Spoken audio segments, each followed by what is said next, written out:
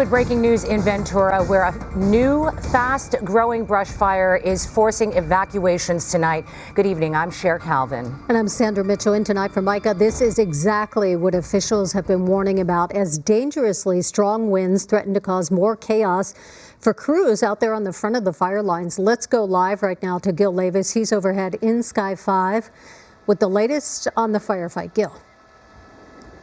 Sandra and Cher, you're looking at the fire here. This is in the Santa Clara riverbed. It all started just before 7 o'clock tonight. We hear that it may have started as a car fire that spread into the brush. As I come out to a wider shot, you'll see the road on the left-hand side of your screen. That's the 3300 block of Ventura Road near the 101 freeway. That's where the car fire or the fire broke out tonight, and it spread into the Santa Clara River. It's burning towards the ocean right now and towards the Buenaventura golf course, but it is burning out of control right now, about 10 acres. They have a couple of water dropping helicopters on it. The good news is there's nothing really in its path other than some farmland, but that's not in the riverbed itself. It's to either side of it. You see one of the helicopters there passing through the screen. It is burning, like I said, out of control here in the riverbed. A lot of fuel to be burned down there, and the water dropping helicopters are coming in to making some water drops on this fire, but so far it is remaining on fire and out of control as it continues to spread to the west, to the Pacific Ocean. But again, a lot of flame length out here, and fire crews doing what they can on the ground to try to control this fire. But again, it's in the riverbed. It's not really threatening any structures at this point, and that's the good news. But look at the size of the brush out here. Very similar to what we saw earlier tonight when we covered the fire up in Jurupa Valley, where the firefighters were working. Very tall brush that's in this riverbed that's burning right now out of control. That's the latest overhead up in Sky 5. I'll send it back to you in the studio. All right, Gil, keep an eye on it for us there. And as we bring Vera in, just to talk a little bit about the weather, obviously we knew that this was a possibility, and what kind of wind gusts are we looking at here? Yeah, well, at the moment, I've got the map to show you. So this is where the fire is taking place. And as you can see, as the winds are starting to pick up, they're getting a little bit stronger at this point. Now, the scary part is that this is in that zone where we have a particularly dangerous situation issued. So the National Weather Service has said, yes, this is where we're going to see the strongest gusts and the lowest relative humidity. The good news is that those conditions aren't slated to begin until about 4 o'clock in the morning. So that is going to give them a few hours to try to get a handle on this fire before it grows or intensifies. But as you heard Gil say, it's going to be rushing towards the Pacific Ocean because the winds, as you can see, are out of the northeast, and as they push towards the Pacific Ocean. So that at least is good news if there is going to be a fire here. But we are going to see the winds increase much stronger by the time we get closer to 4 o'clock in the morning, because overnight those winds are going to continue to intensify. I'll go ahead and show you the map that has the particularly dangerous situation. And as you can see, anywhere within this purple outline. So the fire is taking place right about there, or pretty close to this region, and so it's going to be impacted,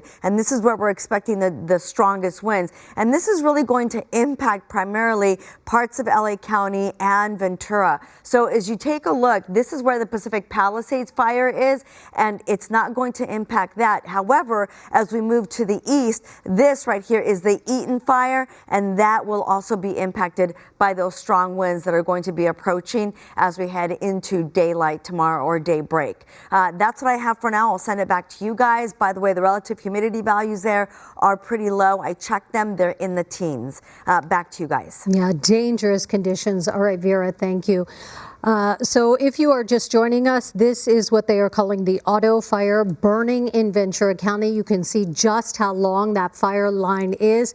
One of the problems the fire crews are up against tonight is this thick and very tall brush in the area. This is the Santa Clara riverbed. As Gil was telling us earlier, we believe this started around 7 o'clock tonight as a car fire and has spread now into the brush. All right, we want to go to the telephone right now from Ventura County Fire Department. We have Andrew Dowd joining us. Andrew, welcome. Thank you. Thank you for having me. So, Andrew, can you tell us a little bit about what's happening here? We know that this started at 7:45 p.m. in the Santa Clara River bottom.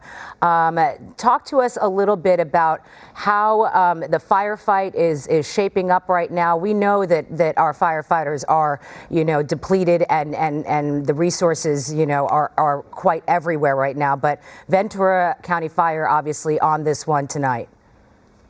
So a few things. First of all, thank you so much for having me on. Right now, our firefighters are making incredible progress on this fire. The forward progress of this fire has slowed significantly, and we're anticipating having forward progress stopped very shortly. And that is because of a well-coordinated effort between air assets and firefighters on the ground. We are very happy and very proud of the work they're doing right now. Okay. And Andrew, we are hearing something about evacuations in the area. Can you give us details on that? And it sounds like you're giving reassurance to any homeowners in the area. Absolutely. So currently there are no evacuation orders in place. We don't anticipate issuing any evacuation orders.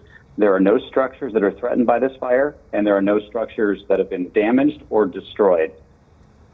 Also, just to correct one thing, the name, the Auto Fire, is because of the location near Auto Center Drive. Mm-hmm. And then can you confirm for us if it was indeed maybe perhaps a car fire that may have started this fire, or could it be maybe perhaps a different, it started with a different source? So the fire cause and origin is still being investigated. We have investigators on the scene to determine that. But that's not why it was given the name Auto Fire. It just happened to be because it's near Auto Center Drive. And we are looking at the pictures, the brush. Is that the biggest thing that is fueling the fires right now, the terrain out there? Absolutely. So the challenges that firefighters face in this area are the tall arundo and other brush that's in the river bottom, paired with challenging access.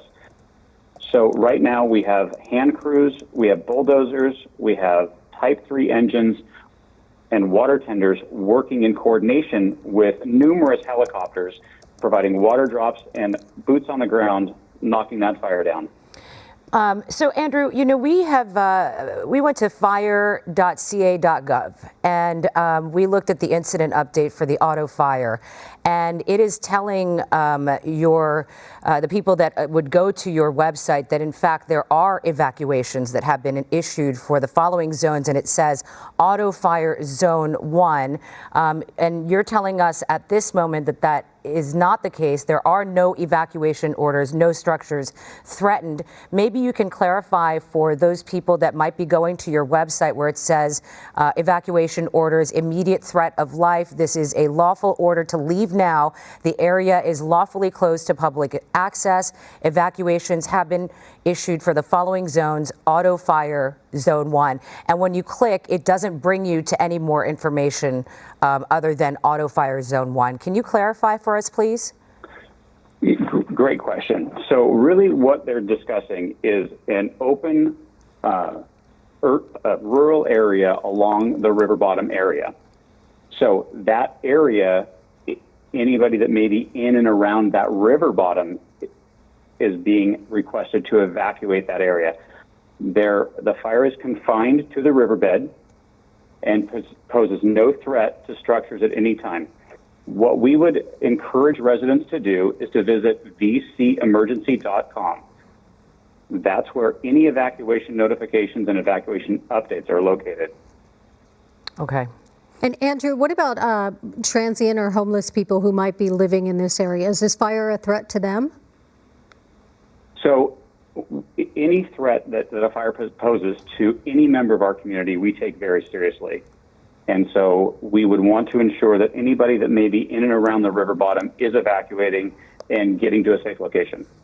And before we go, maybe you can tell us if there's anything you want our viewers, especially in the Ventura area, that might be viewing us just either through their KTLA app or perhaps, on their TV. Is there anything crucial that they need to know before we get off the phone here?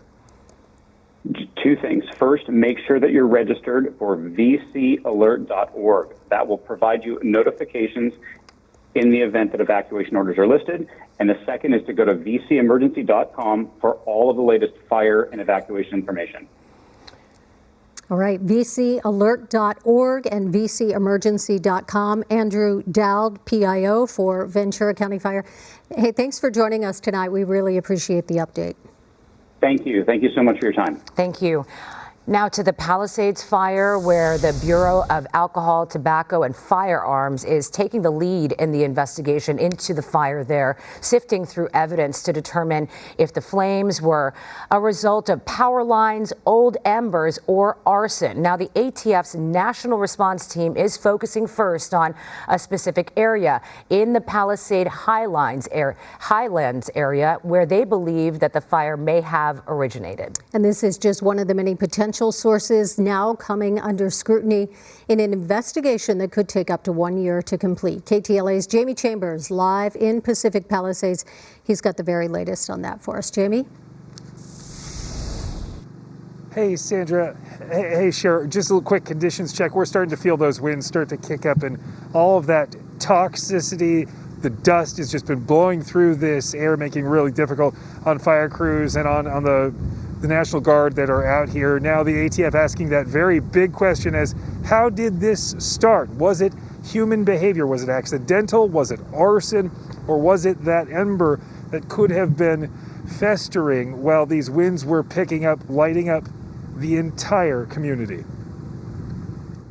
This generational nightmare started in the hills above the Pacific Palisades, the fire sweeping a community off of the map in just hours.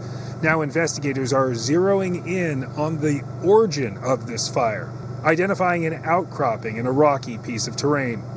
Crime scene tape and a team of investigators walk through downed power lines and burnt chaparral near a hiking monument called Skull Rock. Investigators weighing the possibility of an older fire put out on January 2nd and rekindled in the extreme winds, or the fire starting more recently with possible human behavior. Nothing is certain at this point. What is certain are the losses and the new security issues on the ground, as a criminal element is attempting to mix in with property owners, and the LAPD says they are now shutting access to everyone. We have halted this escort service for the safety of everyone involved. Currently, we don't have any timeline of when we're going to open up that service, if at all. Part of the reason for the closure is the toxicity in the neighborhoods, but also with the death toll in the Pacific Palisades fire at 8, and many more people still unaccounted for, sheriff's deputies are sifting through the thousands of homes, room by room, block by block, searching for human remains. The goal of the searches is to ensure that areas are made safe prior to entry and to ensure every resident is accounted for. Now we're standing outside of the Bank of America off Sunset. This is an incredible sight to see. You can see the cash machine completely burned up. All this while we just got news that the first mass tort lawsuit against the Department of Water and Power here in Los Angeles on behalf of the residents and survivors of the Pacific Palisades, suing the Department of Water and Power over the idea of a failure in the water system as firefighters were working to protect these homes. That's the very latest from the Palisades. I'm Jamie Chambers. Cher, Sandra, we'll send it back to you in the studio. All right, Jamie, thank you. The LA County District Attorney now has announced charges against 10 people arrested during the firefight. 9 of them suspected of looting in the Palisades and Eaton fire zones. 1 is accused of arson at a park in Azusa. The DA forewarning that anybody caught will face the maximum punishment. The warning shot remains. Do not go ahead and engage in looting, engage in internet scams, engage in price gouging. Do not violate evacuation orders, and do not commit any of these crimes in which people are trying to profit from the tragedy of the people who have suffered from these various fires. And we know that several of those arrested have previous felony convictions. Tonight, investigators tell us one of the stolen items It was an Emmy Award. The arrests come as California's National Guard deploys more than 2,600 service members to LA to help protect properties against looters. In many areas, the damage has already been done. Some Palisades fire victims have returned home to survey the damage, only to find their homes were broken into. KTLA's Sarah Welch joins us from Pacific Palisades, where she spoke with a victim who was burglarized.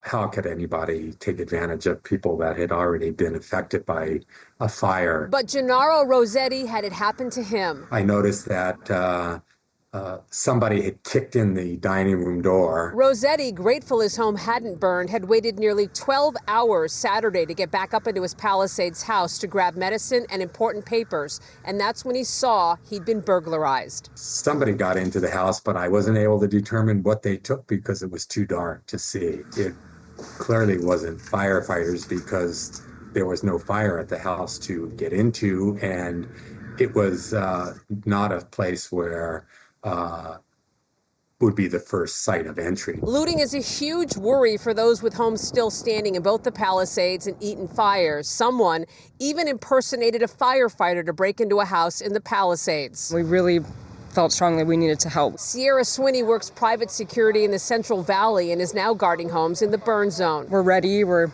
watching. So is LAPD and the National Guard on patrol, but homeowners we talked to aren't confident they can keep things secure. They're just understaffed and they have a lot of other things to deal with. I mean, it's not really their fault. I'm sure they're doing the best they can, but yes, no, we're very worried about it. I'm getting calls nonstop for the last 3 days, 24 hours a day. Craig Paul of ASC Security says entire blocks are asking for help. It's 10, 15 families together are hiring us to watch the entire street. Rossetti and his neighbors are considering the same. I jammed a chair up against it to secure it in some way, and then I left. He and others are frustrated by the lack of information from their local officials about when they can get back to their homes. It's the not knowing that is the most difficult part. Sarah Welch, KTLA 5 News.